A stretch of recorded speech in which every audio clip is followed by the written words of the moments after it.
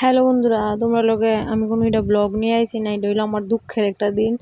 তো এদিন আর মানে সন্ধ্যার সময় কারেন্ট যে গেল, আর কারেন্টের কোনো পাত্তা নাই, কইয়া তো আর লাভ নাই। তো ভাবলাম সুখের দিন যেমন শেয়ার করি, তো দুঃখের দিনটা একটু শেয়ার করি। আবার মাসি আর মামা, তো তারাও এমন একটা দিনে আইছে, মানে কারেন্টটা যেন এত খারাপ, এত ডিস্টার্ব করবো ভাবতে পারছি না।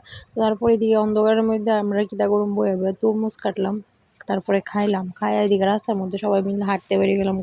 রাত্র বাজে 11:30, এরপরেও কারেন্টের কোনো পাত্তা নাই।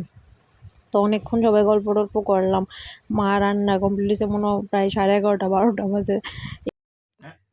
এও বলতিস নাই কারেন্টের, হায় ভগবান, আগ করে যাইছে সব পাঙ্কার দিকে।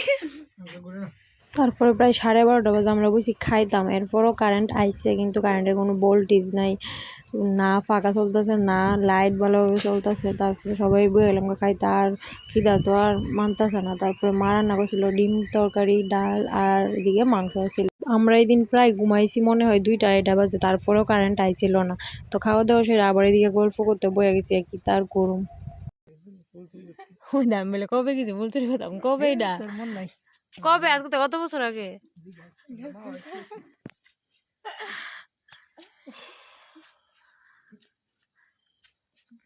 কয়ে যাও এ মামা, মা তুমি অন্ধকারে কিছু দেখা যায় না তোমারে, কি কালা তুমি। হ্যাঁ, কারেন্ট নাই, কেমনে ঘুমামু, রাস্তা শুধু লাইট জ্বলতেছে। তো মামা একটু মজা করতেছিল আর কি, আমরা লোক অনেকদিন পর আইছে, তো রাইখা দিলাম আর কি তারা দুজনে। তো ভিডিওটা তোমার কেমন লাগছে জানাই। আমার তো একদমই দিন ভালো লাগছে না, সারা রাত যে কিভাবে কাটাইলাম করার মতন। আর তো আজকাল লেখা টাটা।